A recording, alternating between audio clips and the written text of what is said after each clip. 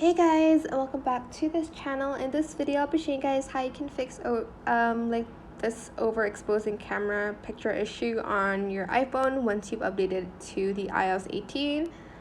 So I have an iPhone X, so I can't upgrade it further like the software, but I can show you a trick. Scroll down, go to camera and settings here.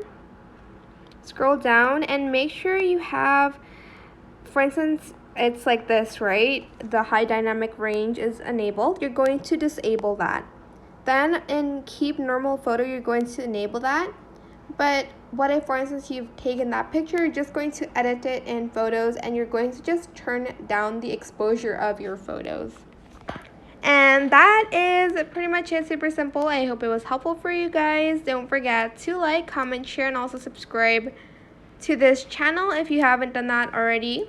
If you have any more questions about this video, just leave it in the comment section down below. I will try my best to answer them all for you guys. And if you find this video helpful, please click the thanks button as well. That is it for this video. Thank you so much for watching. Bye.